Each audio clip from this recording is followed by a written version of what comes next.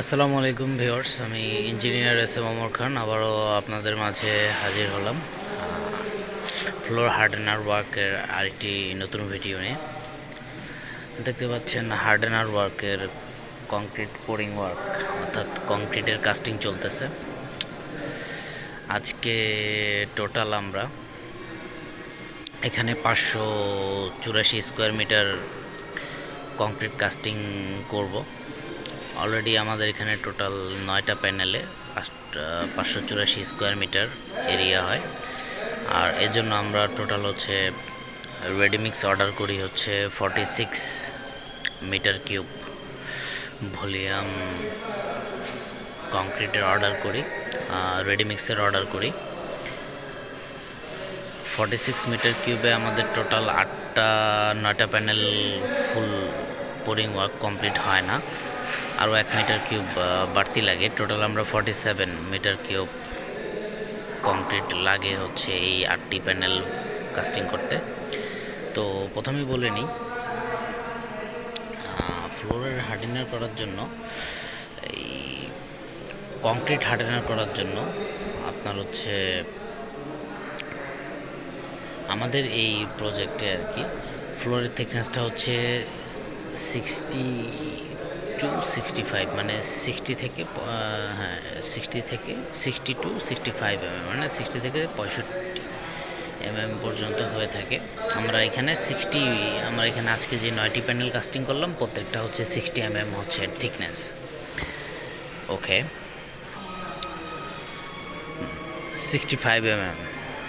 আমাদের এর আগের প্যানেলগুলো 65 mm ছিল হচ্ছে আপনার থিকনেস, বাট আজকের ফ্লোরের লেভেল আমাদের এখানে কোথাও আপ কোথাও ডাউন থাকার কারণে সব জায়গায় সেম লেভেলটা মেনটেন করাটা সম্ভব না। কোথাও থিকনেস কম হচ্ছে, কোথাও বেশি হচ্ছে। তবে আজকের যে আমরা 9টা প্যানেল 584 স্কোয়ার মিটার ঢালাই করতেছি, এই 584 স্কোয়ার মিটার ঢালাইতে আমার হচ্ছে এখানে থিকনেস হচ্ছে 60। তো ঢালাই করার আগে আমি হচ্ছে ফ্লোর কিভাবে প্রিপেয়ার করতে হয়, কিভাবে ক্লিনিং করতে হয়, কিভাবে রিভার বাইন্ডিং করতে হয়, ফর্মা করতে হয়, এগুলো হচ্ছে আমি পার্ট 1-এ আলোচনা করেছি। সেই পার্ট 1 এই বিষয় সম্পর্কে বিস্তারিত জানতে চাইলে আপনারা পার্ট 1-এর ভিডিওটি দেখে নিতে পারেন। তো আজকে পার্ট 2-তে আমরা হার্ডেনার ওয়ার্কের কংক্রিটের কাস্টিং নিয়ে আলাপ করব। তো কংক্রিটের কাস্টিং করার জন্য প্রথমে খুব ইম্পর্টেন্ট যেটা হচ্ছে ফ্লোর হার্ডেনারের কাজের জন্য খুব ইম্পর্টেন্ট যে বিষয়টা,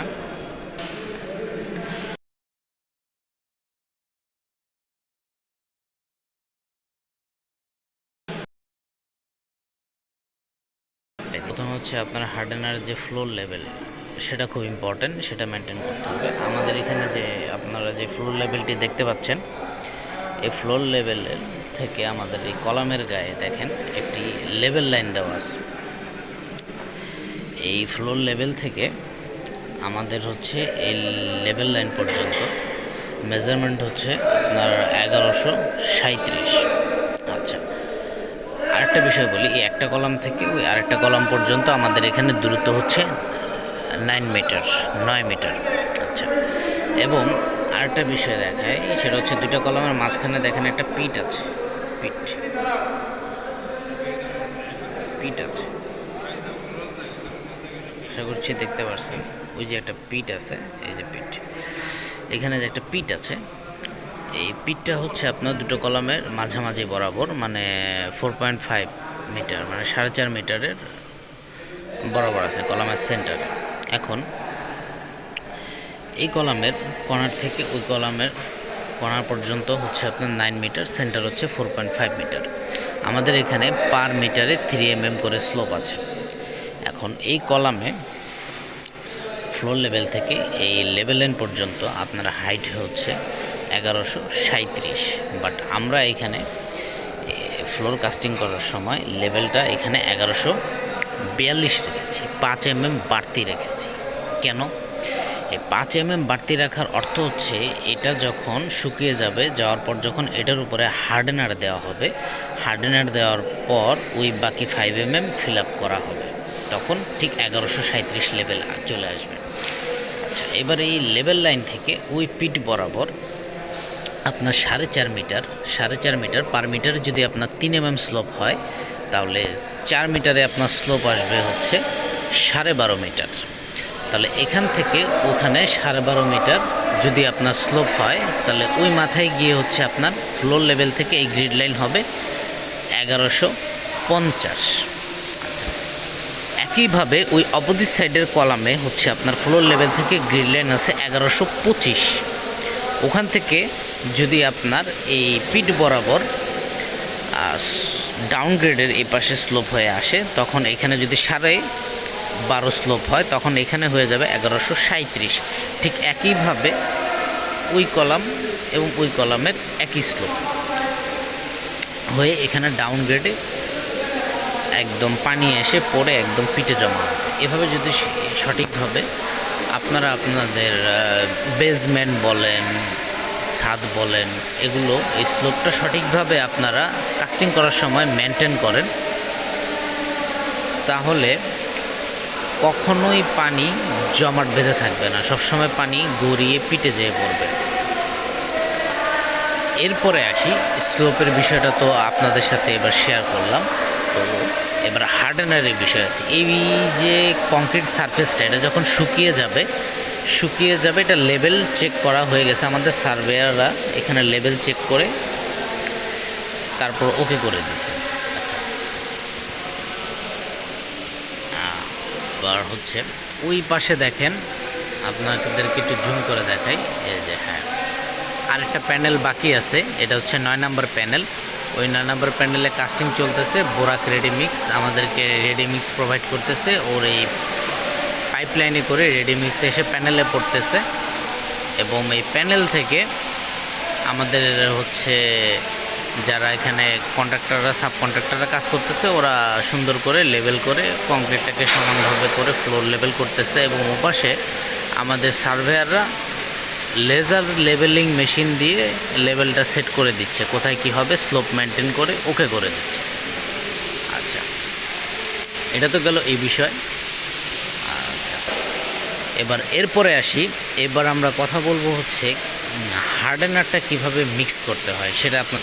আচ্ছা, এরপরে আমরা আসছি, আমরা এখানে কি এই ফ্লোর সারফেসটা যখন শুকিয়ে যাবে ঘন্টা 2-3 পরে, তখন এর উপরে হচ্ছে আপনার ফিনিশিং লেভেল দেওয়া হবে। মানে অল্প অল্প অল্প করে, ওই আপনাদেরকে দেখাই, ওই দেখেন আমাদের একজন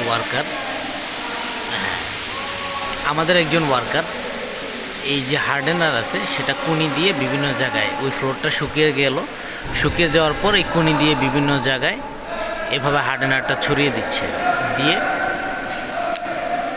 তারপর আস্তে আস্তে আস্তে আস্তে ফ্লোরটাকে ঘষে স্মুথ একটা ফিনিশিং আনার চেষ্টা করবে। এভাবে দিতে থাকবে যতক্ষণ পর্যন্ত সার্ভিস না আসে। পরবর্তীতে হেলিকপ্টার মেশিন দিয়ে কিভাবে হচ্ছে ফ্লোরটাকে আরও স্মুথনেস করা হয় সেটা আমি পার্ট 3 একটা ভিডিও আছে, সেটাতে শেয়ার করেছি, এবং পুরো ব্যাপারটা সেই ভিডিওতে আমি দেখানোর চেষ্টা করেছি। আপনারা আশা করি ওই ভিডিওটা দেখলে পুরোপুরি বিষয়টা আপনাদের ক্লিয়ার হয়ে যাবে। আচ্ছা, এবার আসি আপনাদের সাথে, এবার কথা বলি, আপনাদের সাথে এবার কথা বলি আমরা এখানে ফ্লোর হার্ডেনারের জন্য কোন কেমিক্যালটা ব্যবহার করলাম সে বিষয়ে নিয়ে কথা বলি। আমরা আমাদের প্রকল্পে ফ্লোর হার্ডেনারের জন্য Sika Chapdur non metallic mineral dry shake floor hardener এটাই ব্যবহার করেছি, যেটার প্যাকেটে হচ্ছে আপনার 30 কেজি থাকে, এবং এর পেছনে এর কনজামশন, সেলফ লাইফ ডিটেলস সব কিছু লেখা আছে, আপনারা দেখে নিতে পারেন। এটা ইন্ডিয়ান একটা প্রোডাক্ট, তবে আপনাদেরকে মেইন যে ইম্পর্টেন্ট বিষয় দেখাই, এখানে দেখেন লেখা আছে লাইট ডিউটি। মানে লাইট কাজের জন্য আমরা 3.5 থেকে 4 কেজি পার স্কোয়ার মিটার ব্যবহার করতে পারি, মিডিয়াম কাজের জন্য 4.5 থেকে 5 KG per square metre, heavy ডিউটির জন্য 5.5 থেকে 6 কেজি ব্যবহার করা। আচ্ছা, আমাদের এই প্রকল্পে আমরা হেভিটা ব্যবহার করছি, মানে 5.5 কেজি পার স্কোয়ার মিটারে ব্যবহার করেছি। আমাদের কোনো প্যানেলে